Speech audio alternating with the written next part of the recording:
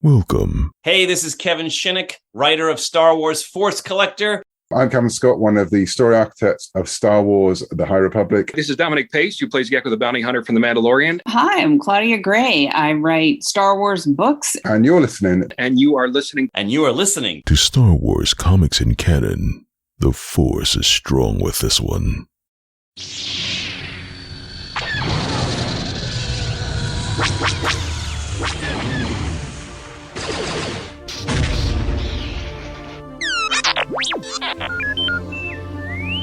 Hello there and welcome to Star Wars Comics in Canon, your guide to the wider Star Wars canon through the comic book lens. And to take you on this journey, I'm your host, Mike Burton.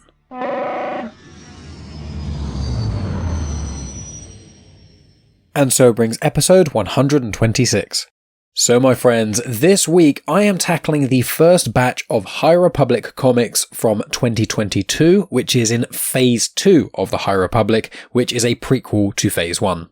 So if you haven't joined before, hello there, welcome. In brief, what I do is go through the plot details of each of the comics in chronological order, and then along the way I give additional information on certain connective tissue, such as species or characters or events that connect with other elements of the Star Wars universe, or that I just find interesting in general. So this serves as a great way for you to enter the comic realm without having to actually pick up a physical comic, but I will always say, support the creators, please where you can, buy the comics and read them, they are fantastic. I do miss out certain details in these comics. I do not read out all the dialogue, and there's some fun things in the background that happen and stuff that I don't go into. This is just the broad strokes of the plot, so you understand what's going on in some content you may not be able to pick up yourself, while along the way getting more information about the wider Star Wars canon. So the High Republic is set up in phases and waves. Phase 1 is complete, and then Phase 2 is ongoing at the moment but is nearing its end over the next couple months, and then Phase 3 will start towards the end of 2023 and will run till the end of 2025, and then that's when the High Republic initiative will be finished, and I assume by then they'll probably have announced some sort of new thing, probably going back slightly further, probably the Young Republic or something along those lines. But the way they do it is in phases, and that's generally a set of time. Phase 1 was set 200 years before the Phantom Menace, and Phase 2 is set 150 years before that, so Phase 2 is 350 years before the Phantom Menace. Now, I've already released technically 4 book reviews for the High Republic thus far of Phase 2. That was Path of Deceit, Quest for the Hidden City, Convergence, and the Battle of Jedha. The Battle of Jedha was an audio drama, but I reviewed it like a book. Now, you don't have to have listened to any of those to understand what's going on in these comics. The great thing about the High Republic and Phase 2 is that everything does work by itself, but it does work a lot better if you do understand what else is going on in the universe. Now, I will say that Path of Deceit is probably the most important review to listen to for this one, and if you haven't listened to the Battle of Jedha book review, what I'd recommend doing is listen to this episode, then listen to the Battle of Jedha book review, and then listen to the episode I release in a couple weeks' time, which will be the second batch of these comics. Now, Phase 2 is shorter than Phase 1, so unlike the Phase 1 comics where there are 15 of them, there are only going to be 10 of these. So this is the first half of the comics, and then once issue 10 comes out, I will then tackle the next half. I'm hoping that will be in a couple weeks' time, but it may end up being a month or two. But as soon as issue 10 drops, I will read it, and then I'll release that episode as soon as I can. And just for ease, if you are confused about Phase 1, Phase 2, those sort of things, obviously you can ask me on social media, you can look it up, Wikipedia has a really good list of things, or you can check the logo. So for Star Wars The High Republic for Phase 1, the logo is all gold, and for Phase 2 it is blue. So that is a really easy way just to differentiate between them, and Phase 2 was coming out sort of the tail end of 2022 and the start of 2023, whereas Phase 1 was from sort of 2020 to 2022. So, Phase 2, it's all set around 382 years before the Battle of Yavin, because the Battle of Yavin is the out-of-universe way we measure kind of time in Star Wars, just makes things a bit easier for people looking in. So I think that's enough preamble of the background stuff, so let's delve into the personnel. So, the writer of this is Cavan Scott, the colour artist is Frank William, and that's for all 5 issues, and then the artists are split between these 5 issues. So Ario Anindito does the artwork / penciling for issues 1 to 3, Mark Morales does the ink work for issues 1 to 3, and then Andrea Broccardo is named as artist for issues 4 and 5, but then in issue 1 it is named the backup artist, and I had a little look around online, I believe that means that she actually did the artwork for the Peace and Unity short story, which is at the end of this issue, which I will delve into. Issue 1 was released October 12, 2022, Issue 5 was released February 8, 2023, and the trade paperback collection came out May 2nd, 2023. And the trade paperback collection is called Balance of the Force, which is these 5 comics. So with all that out of the way, let's delve into issue number 1, and here is The Crawl. It is a time of great exploration. In an effort to unite the galaxy, the Chancellors of the Republic, working alongside the courageous and wise Jedi Knights, have dispatched dozens of Pathfinder teams into the farthest reaches of the Outer Rim. But it is also a time of great uncertainty, communication is unreliable, and tall tales of mysterious planets and monstrous creatures abound. Prospectors and pirates roam the frontier, and the worlds of Aram and Arano are locked in a forever war. And, on the far-off planet of Dalna, a new threat to the galaxy is beginning to emerge. So each of those are more or less kind of describing books, which again, I've done the book reviews for all of those. I did spoiler-free book reviews, so the first part of them are spoiler-free. Then I give a little bit of information about the book. And then at the end of each of my book reviews, I give you my full thoughts, including spoilers, and then give a plot overview so you have a good idea of what's going on in those books. So again, I would recommend everyone picks up those books, but if you haven't got time to read all of the High Republic books and things, and you want just a nice way to understand the themes, the characters, and generally what happens in each of the books, especially the junior novels I think a lot of people end up missing, please check out my book reviews, and then you'll get a really great perspective on the High Republic as a whole. So I'm going to delve into issue 1 now, and I'm just going to read some of the text from the first couple pages of issue 1 because I think it gives a really good idea and introduction to the characters. Then from there I'll do what I usually do, which is going through it in my own words instead of reading it verbatim. So, not many Jedi remember their lives before the Order. Vildar Mac always said he was one of the lucky ones. A joke? Maybe the truth? That remains to be seen. He didn't remember everything. How could he? He had only been 4 years old. He didn't remember his parents, and he did not remember his home. But he remembered when evil came to his village. He remembered the darkness, and he remembered the fear. Certainly not all of the time, and not when he was awake. The memories came in fits and starts, and he thought he could control them. Of course he did. He was a Jedi. But even Jedi dream. So Vildar Mac is a 51-year-old human Jedi, and he is clearly suffering from a degree of PTSD, and that goes through the entirety of these comics and further from these comics into the second volume, and it adds a lot to his character, and I think that the characters in this work really, really well together, so let's delve right in. Vildar Mac is on transport to Jedha, and he doesn't like talking with other beings very much. The transport he's on lands, and then he meets Matty. So Matty is a red-skinned Twi'lek. She is a Padawan called Matea Cathli, and her master is Libon. Matty talks quite a lot, and Vildar Mac doesn't really speak very much, and Matty mentions the theft of a holy relic. While they're talking and things, a Basilisk shoves past and curses the Jedi. Now, a Basilisk is a large, four-armed being. The one you'd remember is Dexter Jettster from Attack of the Clones. He is a Basilisk.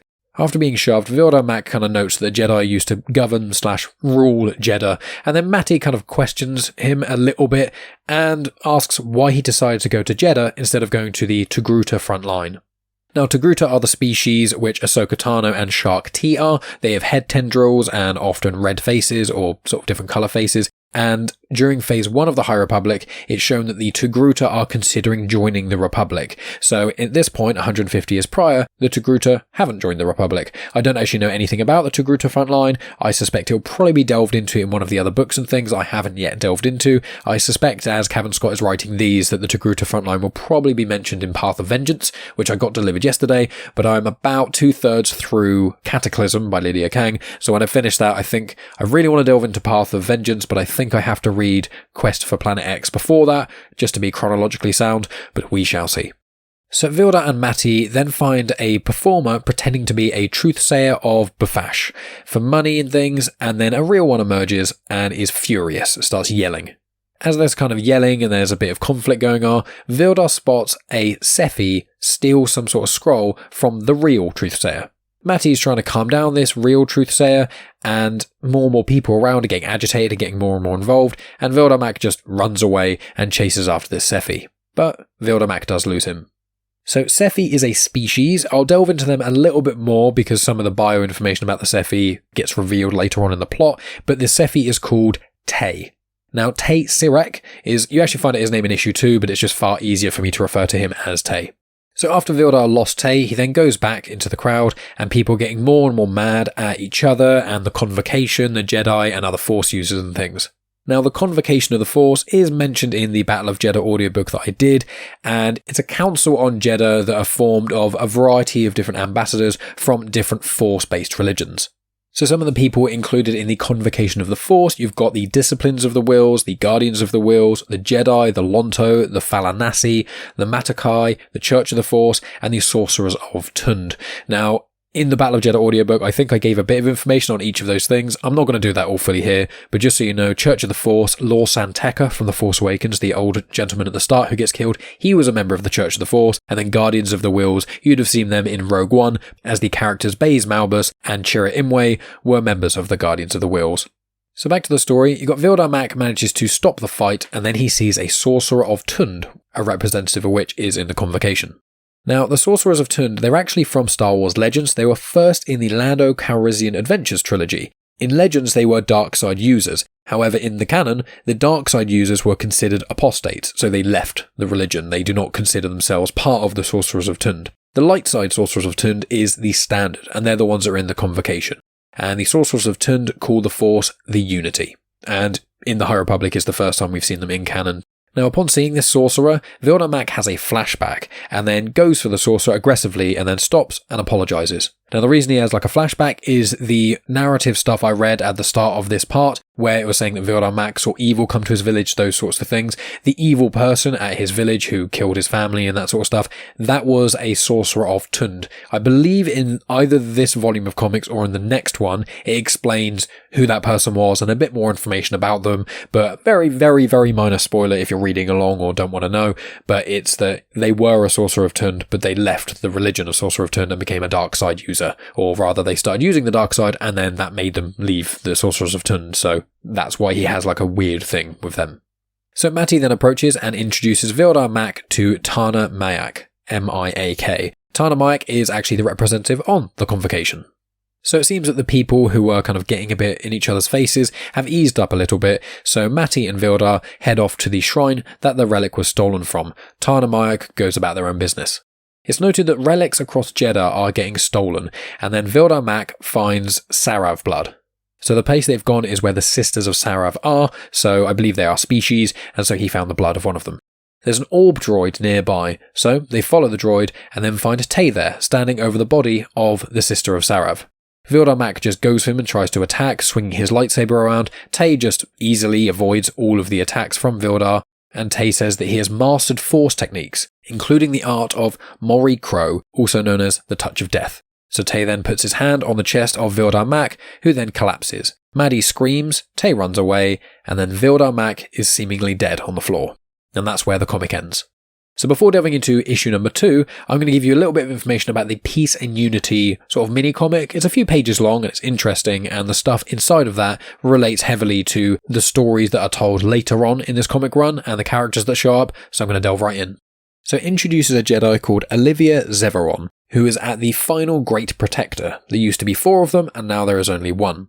The Great Protector is the big Jedi statue. You see it in these comics, it's mentioned in the Battle of Jedha audiodrama, but yourselves will have probably all seen it in Rogue One. When you get to see Jedha in Rogue One, you see like a big Jedi statue laying down with a bit of sand over it. That's the Great Protector. So Lebon, who is Matty's master, asks Olivia to go to the Convocation, because something's going on there. Now, Lebon is actually a Salonian, so they're kind of like feline humanoids that have very sensitive eyes. They were in Legends a little bit. They're in a classic Star Wars comic from 1979, and they were named in the Han Solo novel number 1, which is The Ambush at Corellia, and they're in bits and pieces of Legends, but this is their debut in canon. So Olivia goes to the Convocation and finds a Falanasi member trying to attack the Yakombe. Now, the Yakombe don't speak, but they have a proxy there, as well as an ally.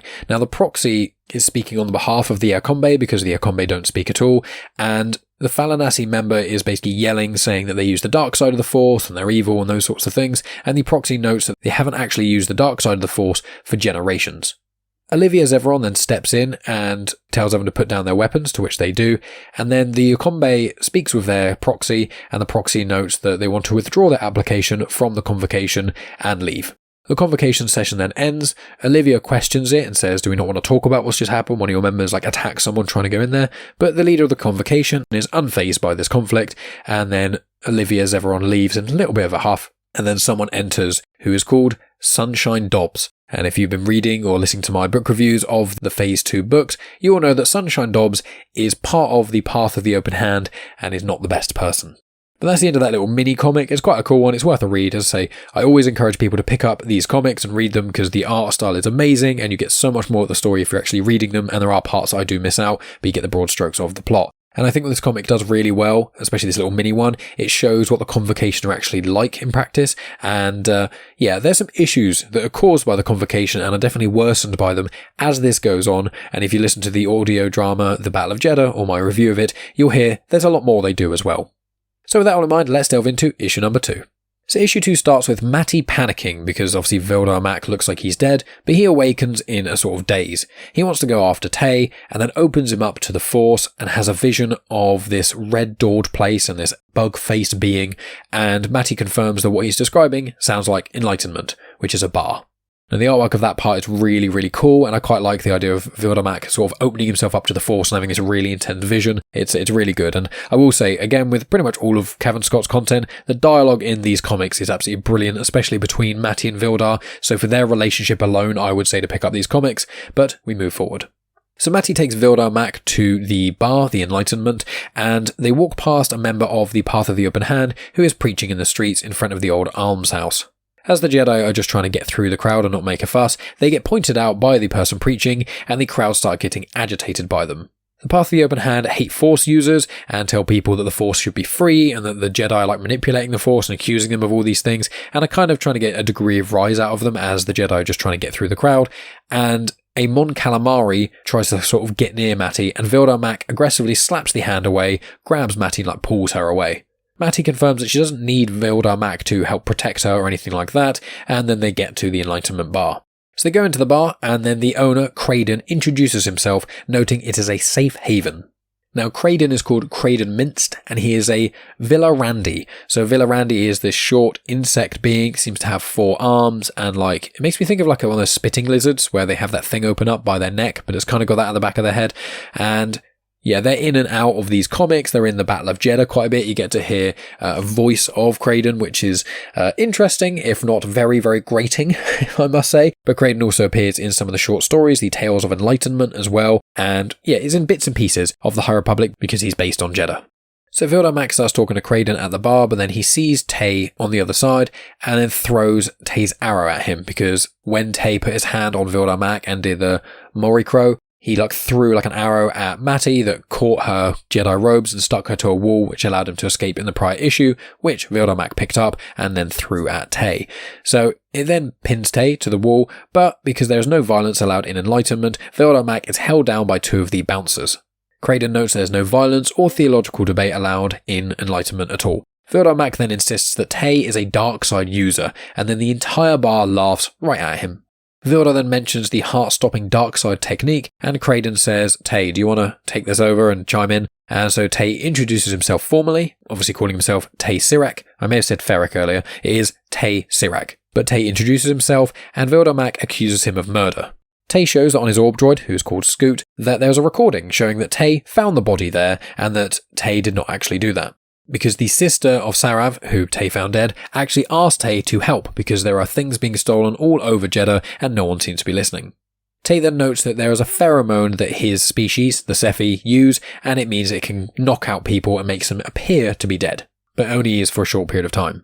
So that was a little bit of information about the Sephi, so a little bit more of the information about them. So they were first in Legends in the Jedi Yoda comic, but in the canon the Sephi were first in Tarkin. Now, they're not really in Legends or in canon that much, and they have pointy ears, they are humanoid, and they often have either peach or lavender skin.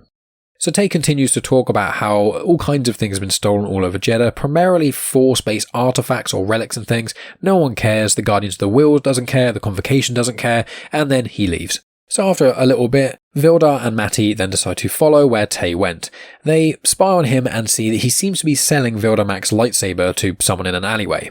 Then Tey finds a Kyber Starbird in the potential buyer's wares, and the buyer gets quite annoyed and then tries to shoot Tey. In that moment, Vildar decides to go down and try and, in air quotes, help by disarming this seller with the blaster, but the person with the blaster has a hidden blaster and then shoots at Vildar.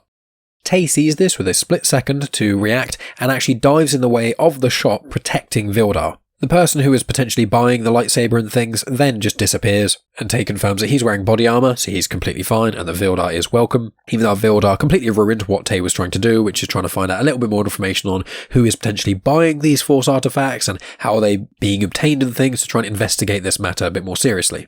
Tey then takes them to the Temple of Kyber, and this comic ends with the Guardians of the Whills surrounding them.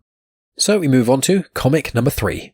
So the Guardians of the Whills aim their light bows at Matty, Vildar and Tey, and the leader calls Tey a traitor. This leader is called Oclain Vis. He is a captain of the Guardians of the Whills, and he is a Feline. So Feline, you know them because Black Sun in the Clone Wars and other Star Wars content, both in canon and in Legends, are Fallen members, Falleen. There's also like a Dr. Aphra comic, I think in the War of the Bounty Hunters crossover, where Aphra steals like a necklace from one of the Fallen members. But also any Legends fans will remember in Shadow of the Empire, Prince Caesar is a Fallen.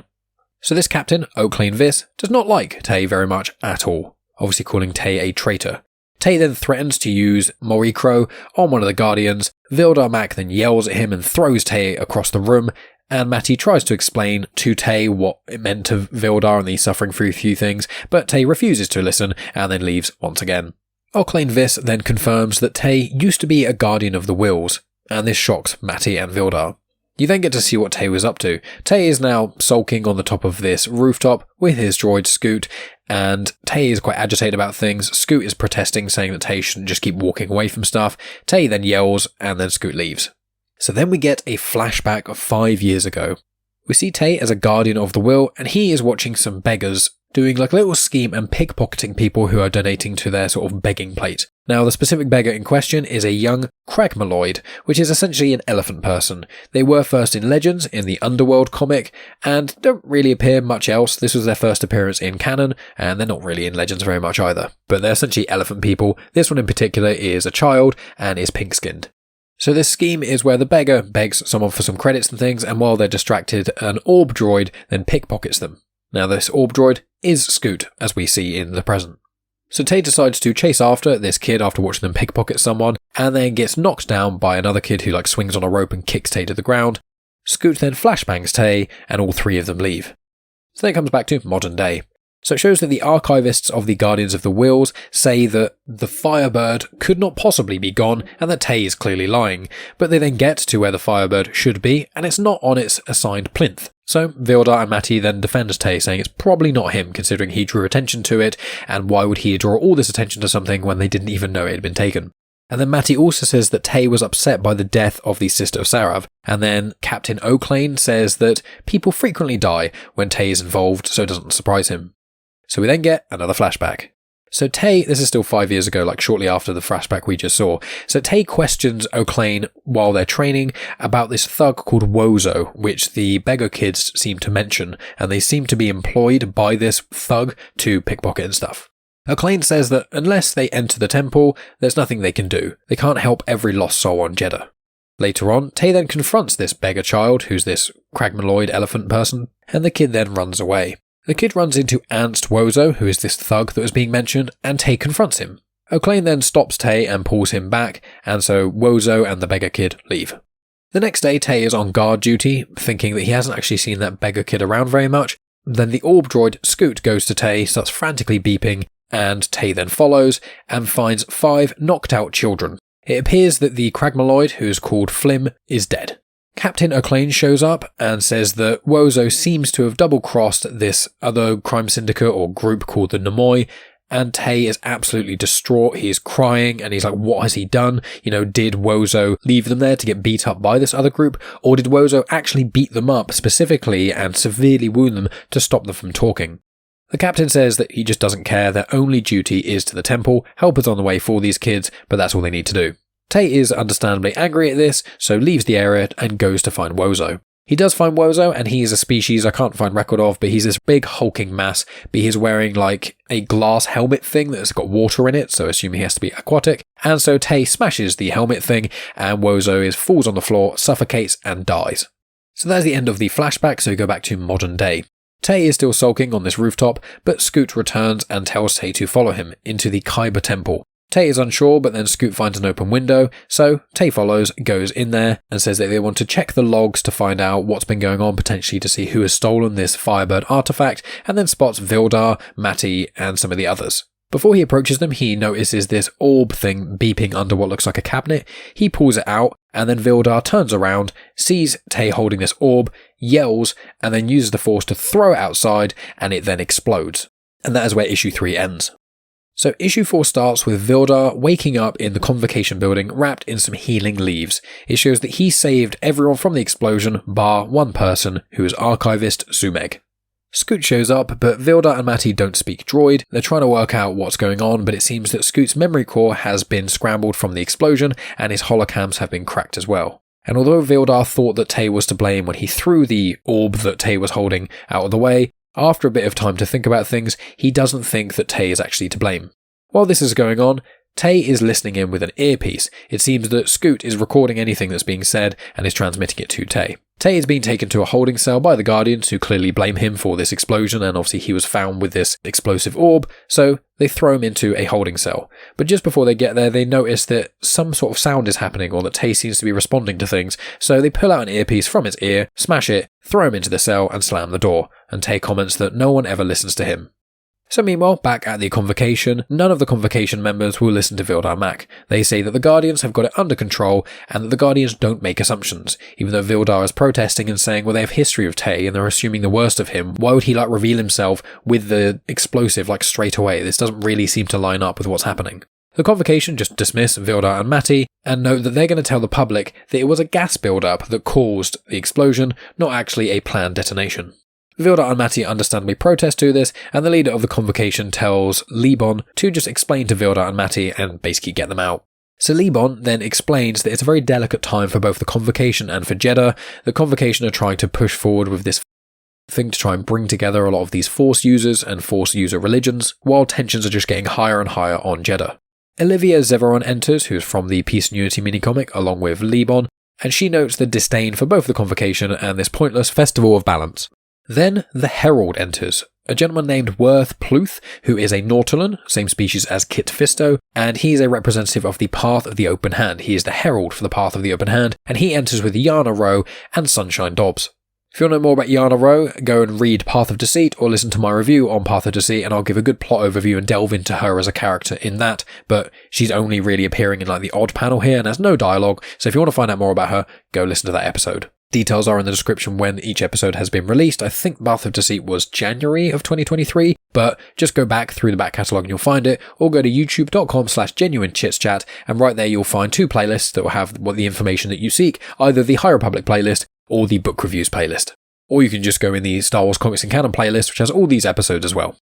So the reason the Herald is there is he is asking for the disbanding of the Convocation. They say no, obviously not, and so he asks for a ban on all Force manipulation until the Path's theory is fully investigated. Their theory is that if you use the Force like the Jedi do, it's considered manipulating the Force. And if you manipulate the Force into your own needs at a certain place, it means that elsewhere in the galaxy where the Force would be able to help, it can't. They almost view the Force as this finite resource, and if people are using the Force in one place, it can't be helpful to people on the other side of the galaxy and things like that. Anytime this is mentioned, all Force users question this and ask for evidence and proof of this, and the Path of the Open Hand can never give any.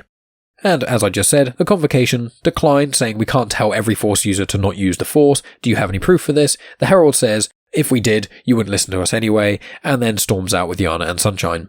Then, just outside, the Herald starts preaching to a crowd. He is noting that his views were insulted, not listened to by the Convocation. He also notes that the Akombe were attacked when just trying to join the Convocation, which is something we saw in that Peace and Unity mini-comic from issue 1. And then he notes the Convocation also lied to the public about the explosion that happened at the Temple of Kyber, saying that it was actually an explosion by something more nefarious, not a gas leak. As he is saying this, everyone is getting more and more agitated in the crowd. They're starting to be like, yeah, why aren't you letting the Herald talk? And yeah, why did you attack the Akombe? And why are you trying to now lie to us about all these things if you apparently have our best interests in part? And obviously the Herald is right about these things, unfortunately, and the Convocation has dug themselves into a hole. The Sorcerer of Tund, Tana, that we met in issue 1, is trying to remove the Herald from this stage that he is preaching on. The crowd is getting more and more riled up, especially as they're trying to remove the Herald from this stand.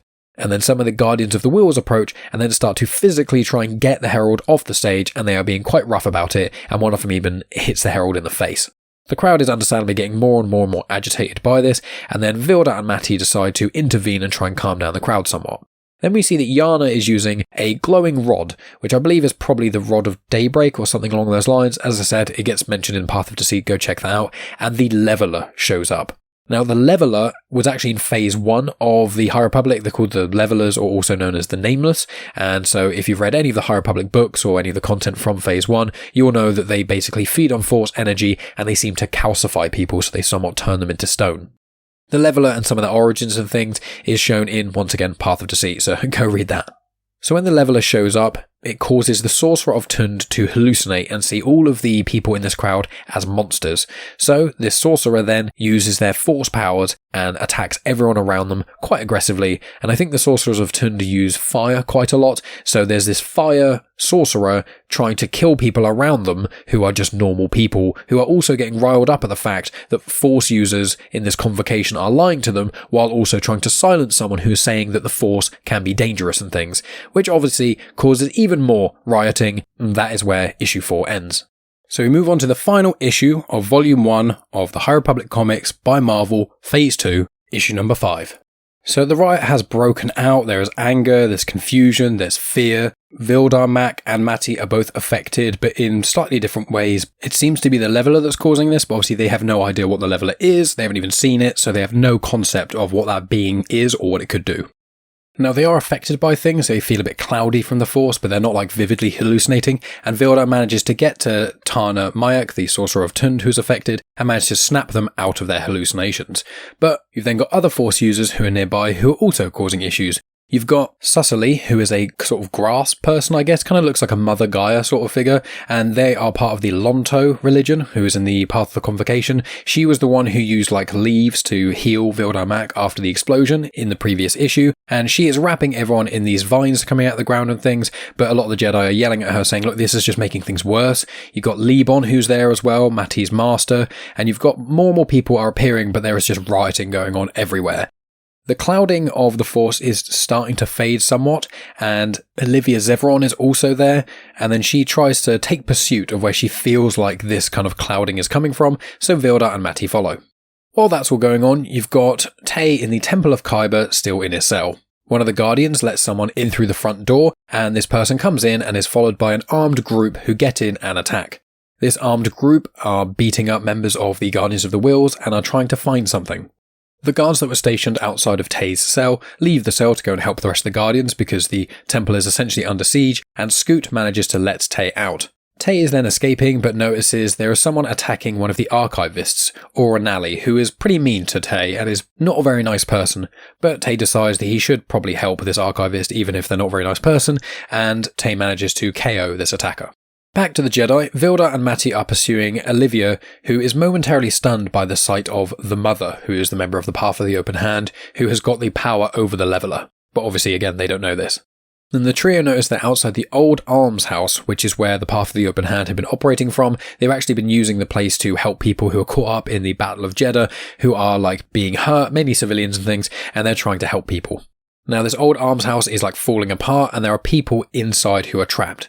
Libon then comms to Olivia and says that she needs to get to the final protector immediately. So Olivia goes off to do that, and so Matty and Vildar are left to sort out the old arms house while there's still crowds of people rioting and things. Then it seems like mortars hit the old arms house and seem to somewhat destroy it, and it starts to collapse, and Vildar Mac is inside trying to help people. Matty is outside when the mortars hit, while she's trying to calm down the crowd and things, and she sees that the arms house starts to collapse with Vildar in it, and she yells out. But that's the last we get to see of those two in this comic, so we move on to the final few pages of this comic and this volume, and we get to see what Olivia went and did. So Olivia is on a speeder going towards the statue, the Great Protector, and Libon meets her en route, also on a speeder. They get to the statue, and loads of people have got ropes around the statue trying to tear it down, and they are yelling, "Tear it down." Olivia questions how Libon knew that it was being attacked, considering neither of them were anywhere near it, and Libon says, "You'll know all in good time." So they then approach the crowd in front of the statue, and the crowd are angry at the Jedi for apparent intolerance and subjugation, saying that the Jedi's truth isn't the only truth. The crowd are getting more and more agitated, a lot of them are holding weapons and things, and Olivia ignites her lightsaber. The crowd then decides to blow the charges because the Jedi are getting overly aggressive, and as they turn around and see, the charges were inserted into the Great Protector, and the charges blow up. The charges are at the base of the Great Protector, and you see that's happening while they're trying to pull down the statue itself. There are cracks going down it, and then the statue falls. And that is where this comic and this volume ends.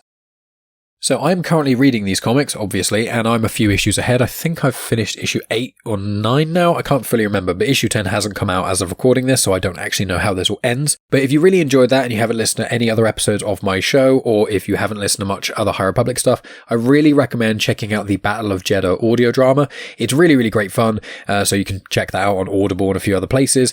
Otherwise, you can listen to my episode on it, which obviously I would prefer, or you can listen to the audiobook and then listen to my episode, then everyone wins. But if you listen to my review, it basically gives you an idea of what happens in the Battle of Jedha and how the audio drama runs concurrently to this. So there's things that happen in these comics that get referenced in the Battle of Jedha, such as the Herald causing sort of rioting and things, this great statue being pulled down, lots of things like that. So the Battle of Jedha is a really, really important piece of High Republic content that especially goes well with these comics. Now, anyone who's a regular listener knows I absolutely adore the High Republic. I have tackled every single piece of High Republic content, all from Phase 1, and I'm making my way through Phase 2. I will be tackling the Quest of the Jedi one-shot, the Blade series, which is about Porter Engle. That's finished now, so 4 issues of that, so I'll be tackling that soon. There's also a few other bits and pieces. I'm currently reading Cataclysm, so I'll do the book review of that as well. And while Phase 2 of the High Republic is going forward, there's also the Hidden Empire crossover event that's recently finished, so I'm going to be tackling that soon. So next week will either be the Hidden Empire number 4 crossover event, which is probably the most likely thing I'm going to tackle. Then I imagine the week after that I'll probably do the Blade miniseries, again part of the High Republic Phase 2. Then I suspect the week after that I'll probably do Hidden Empire number 5, and then we'll kind of see where we are, because I'm nearing the end of Cataclysm, so by then I'll probably have that ready to go, but I don't want to do the review for Cataclysm until I've finished issue 10 of the Star Wars comics, so I kind of know whether or not Cataclysm spoils the comics or vice versa. I have a very, very strong feeling that the comics finish and then Path of Deceit starts, so I think Path of Deceit is probably going to be the last piece of High Republic content that I tackle in Phase 2, aside from the short stories, Tales of Enlightenment, and potentially Quest of the Jedi when that comes out. But then also I'm forgetting about Daniel Jose Older's High Republic Adventures comics, but there's been a couple of delays with those, not just for myself, but in general. Daniel Jose Older put a post out on social media, so at the moment I think I've only got 2. I think the third one or fourth one is being delivered to me, again with that big comic delivery. So next week I should have a better idea of where to go from here, but in brief, Hidden Empire 4 next week, the Blade after that, then probably Hidden Empire 5, then potentially the end of these comics. If not, it'll be the High Republic Adventures first batch. And then I've also got the Yoda miniseries, which there are 10 issues of. Issue 10 isn't out yet, so I'll do that in 2 episodes as well. And then we'll kind of go from there. So I'm hoping in the next sort of 2 months, I should have finished the Hidden Empire crossover events, as well as the majority of High Republic content in Phase 2. And then before the High Republic Phase 3 kicks off, I will have got everything else in line with the comics and stuff. I know that the Dark Droids crossover event, I think that's starting in October, which is the next big crossover event after War of the Bounty Hunters, Crimson Reign, and Hidden Empire. So there will obviously be the comics that are in between these that I'll have to tackle. There's the Bounty Hunters, Darth Vader, Star Wars 2020, and Dr. Aphra. So it'll be at least 4 episodes tackling what's going on with those, if not maybe 8 if there are 2 story arcs between those. Plus I think there's another miniseries coming out that I'm forgetting. So lots of bits of content, as well as book reviews and all the usual stuff that I kind of release on here. But what else is going on? Well, I have recently recorded an episode of Star Wars Visions Volume 2 with Rhea Carrigan and Megan. So if you remember a year or so ago, myself, Megan, Rhea and Jack recorded our thoughts on Visions Volume 1. They are the anime shorts on Disney Plus under Visions. And then the second volume opened up to the wider world, so it's not just in Japan, it was also to parts of Europe, and there's an English animation studio and an Irish one and some other cool ones as well. So we just delved into all 9 of those shorts in an hour and a half and gave you our thoughts on all of those things. In addition to that, there's a few other bits and pieces rumbling around. I think I'll have something quite cool to announce next week, but I'll wait until I've got that sorted. But Spider-Dan of Spider-Dan the Secret Boars, who's a friend of the show, mainly he's been on Genuine Chit-Chat and he and I have collaborated quite a few times. He's actually coming down from Manchester to stay with me and Megan for the weekend, so we're going to record a couple of podcasts and just hang out and have a good old time there. So keep an eye on social media. You may see a couple of pictures of us together, but that is more or less what I'm up to. So if you want to support the show, you can review on Apple Podcasts or Good Pods. You can leave a rating on Spotify. Any of those things really, really help out the show. You can share on social media. You can tell your friends. You can subscribe on YouTube. Obviously, subscribe to this podcast feed as well. But the best way you can support this show is by going to patreon.com/genuine Chit-Chat. For as little as £1 a month, you'll get access to over 170 episodes of Afterthought, including, I think there's 8 Star Wars Legends book reviews on there that I also do the plot overview for as well, not dissimilar to how I structure my High Republic book reviews, but a little bit more rambly. And then myself and Megan have got reviews of all kinds of different things. We watch a fair amount of films at the cinema. We've seen Guardians of the Galaxy 3, so we've given reviews for Guardians 1, and then the Guardians 2 review will be out in a week or so, and then Guardians 3 will be out after that. There's also non-Star Wars and non-MCU stuff that we review and watch. We watch TV shows, we watch live performances, including like musicals and theatre productions, things like that. And we even record our thoughts when we go on holiday places and stuff. So there's loads of great things over at Patreon. You can support the show, get more Star Wars content, get more content that's not to do with Star Wars. There's early access to stuff and all kinds of great things. Hours and hours and hours of additional content for as little as £1 a month. But I think that'll be enough from me, my friends, so follow me on social media at Genuine Chit-Chat on Instagram, Twitter and on Facebook. Subscribe to the YouTube channel, which is youtube.com/Genuine Chit-Chat.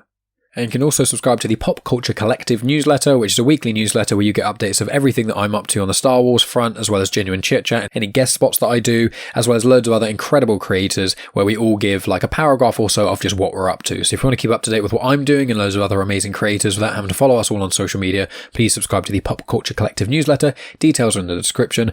And then also there's Rebels Reviewed Series 1.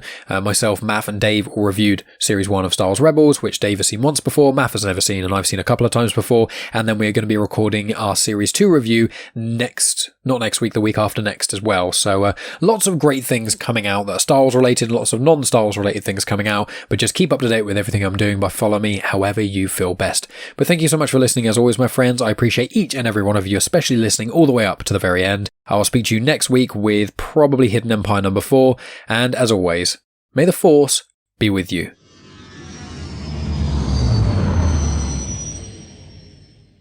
The intro for Star Wars Comics in Canon is arranged by myself, Mike Burton, and the backing music was made by Eric Matias of soundimage.org. You have just experienced host, creator, everything elser of Genuine Chit-Chat, and also the host and creator of Star Wars Comics in Canon, found on the Comics in Motion podcast, Mike Burton.